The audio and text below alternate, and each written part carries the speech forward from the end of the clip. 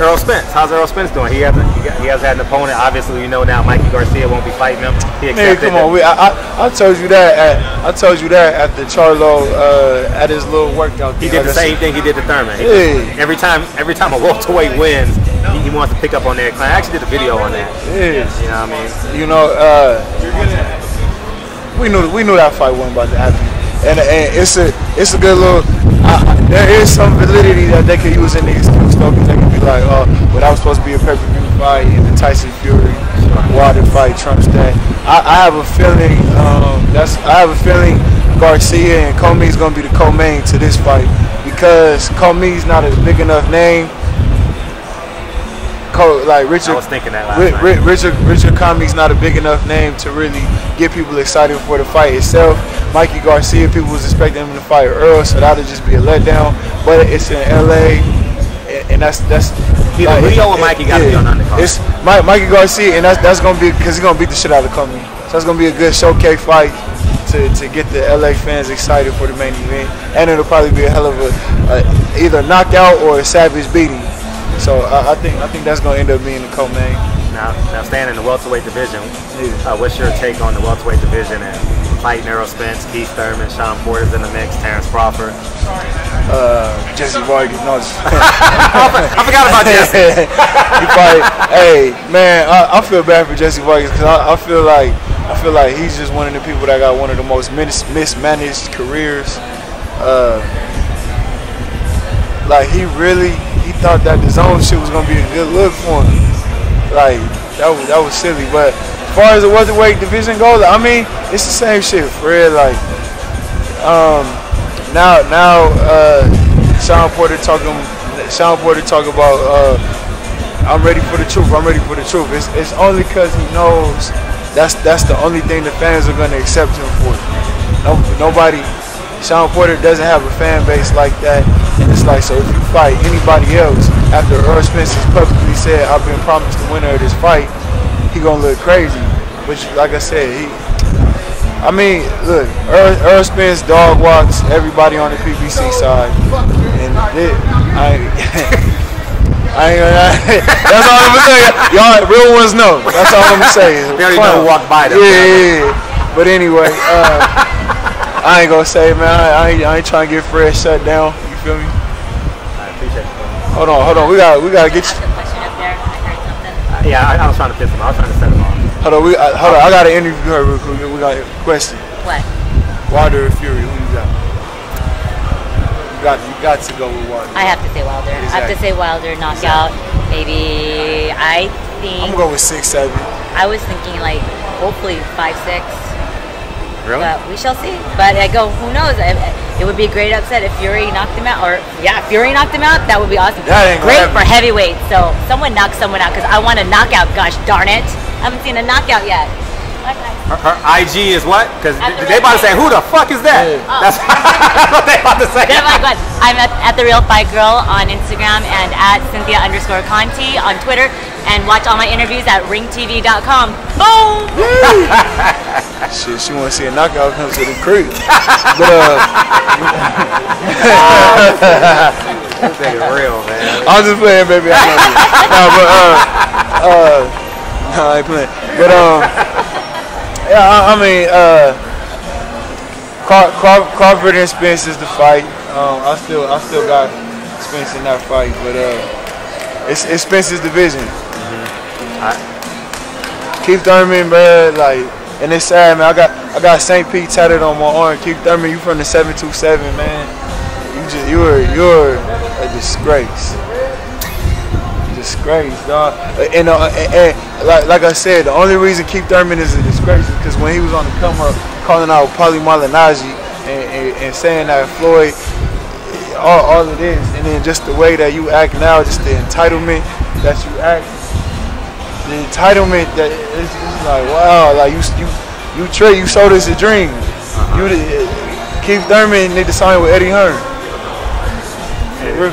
What's your take on Eddie Hearn after Joshua's situation? I mean, like I said, man, what's understood don't need to be said. Did you watch the fight? Did you watch the fight? I watched the fight. Did you subscribe to the Zone? I mean, like, you already know how I am about my money. Yeah. Shit, I don't give nobody my money. We work too hard for our shit, man. Yeah. You see what it is, bro. Nose was leaking after the first round. But his mindset was shifted too, though.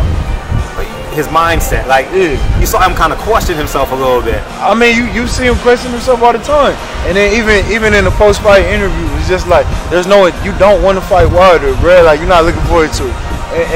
But it's just so crazy. It's just so crazy how the media. We was just talking. My peoples. We was just talking about this before the interview started, man. If it wasn't for Fred, if it wasn't for Boxing Ego, if it wasn't for 78 Sports, and shout out to all of y'all that I watch, if it wasn't for the boxing clinics, if it wasn't for, hey, what's up, guys? This is Fanon. Fanon's my nigga. He's so intelligent. If it wasn't for y'all, we would just people would just be able to paint the picture however they want to paint it. Dan Raphael and all. So you even have the media over here saying, well, and we see after the fight, Anthony Joshua said he wanted Wilder next. I'm like, dog, they forced that. What's up, my boy? They forced that conversation out of him. The post fight interview. What's up, man? The post. Oh no, it's all good. What's up, brother? Yeah, easy. Spence, easy. The post fight interview, it's like Anthony Joshua was looking at the dude like, please don't say Deontay's name. And it's like when you say, like, come on, bro, like this shit, like we all intelligent people, dog. We can all read people, dog. I know. If you talking to a girl in the club and you asking her for the number and she's like, don't really want to give it to you and say, you can take my number down, she never gonna call you, bro. Don't get your hopes up. So the way Anthony Joshua said, well, you know, Wilder, that's what comparing a little bit. That's what I mean, that's what he is. You feel me? It's not comparing. This is, 1 + 1 is 2. 2 × 2 and 2 + 2. What's the difference? It's 4. But anyway, and that's what it is. Honestly, man. At the end of the day, like somebody gonna catch him slipping. And I like what Deontay is campaigning now, what he's been campaigning for the past 3 days. And he needs to really push that agenda as big as this fight gets, and after the fight and his post-fight, and as he does his press tours after, push that agenda to the fans. I feel like he should, if he wins the fight, which he gonna win, he should kind of even do like a UK tour where he goes to like the main cities in the UK and talking to the fans like, I'm not talking about this fight no more. Y'all want this fight? Y'all stop supporting it. Like he keep pushing that narrative because y'all gonna get behind it, and everybody gonna get behind it, and it's gonna grow, and that pressure is gonna be there. And honestly, it's gonna be to the point where it's not even worth being in the UK. Like the fight if Deontay do what he's supposed to do with this and build his profile, the fight's gonna have to be in America. The fight has to be in America now, especially if he beats Fury. Because he already took the market. Yeah. By default, he has taken a slice of the pie of the UK market by defeating Tyson Fury. Right. You understand? Because he's gonna take all those fans. Exactly. He's gonna take all those fans. Exactly.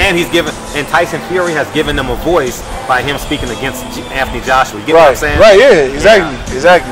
And it's a wrap. It's a wrap. And like Eddie Hearn just talked, and car salesmen, and like when you have a small country and you have the monopoly over it, it's like you kind of have that attitude where it don't matter what I say because people gonna follow what I do. And he thought he could bring that same mindset to America.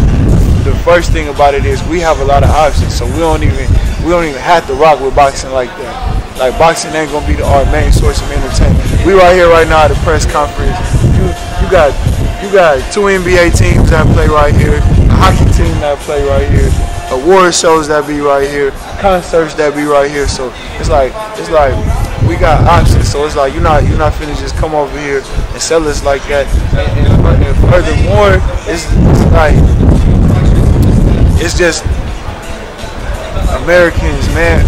We live in a country that's so intertwined with different cultures, so we just pick up on things.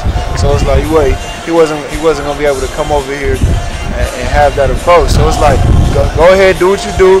Think and what Eddie Hearn slept on because he got somebody like Amir Khan to go with him and Danny Jacobs to go over to him, who was trying to get a rematch with Triple G at the time. He thought like, oh, see, Al Heyman don't got his grip over his fighters like he think. I could throw some dollars at some of Al Heyman fighters, and I bet you Al Heyman went to all them like, had a conversation with him, entertain him, make him think he's doing something. I got y'all. I got these deals I'm working on, blah blah blah.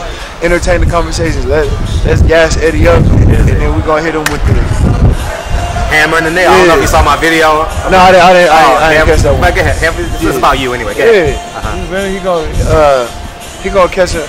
Who got knocked out with a body shot? They were what? He gonna catch him with that Bernard Hopkins De La Hoya body shot. You feel me? And that's what he did. And Eddie Hearn gonna still try to save face. Like, come on, dog. Nobody's watching the Jesse Vargas fight. Nobody in America watched Anthony Joshua fight.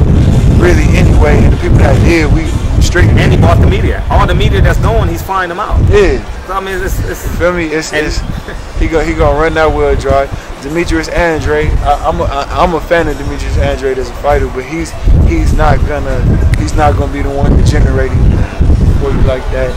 It's like, it's a wrap. But I honestly feel like Anthony Joshua was just like kind of like a casualty of war. Like I feel Anthony Joshua was so plastic that it made himself unlikable. But Eddie Hearn is so like easily hateable that it makes you just enjoy the crumbles. Like I don't want to see. I want to see all my black athletes shine, but I'm gonna really enjoy how this happens with Anthony Joshua because he had a chance to really take a huge step, and he cowered it down. Did you see Deontay Wilder interview and Brady when he was on the news show? I haven't watched and he yet. looked in the camera. He said you're a coward. I saw the clip on Instagram. Yeah. That was so powerful. That was powerful. He said you are a coward. When knocked on his front door and told his mom, your son is a coward. Yeah. Damn. You know. God. Damn. What else we got to talk about? Well.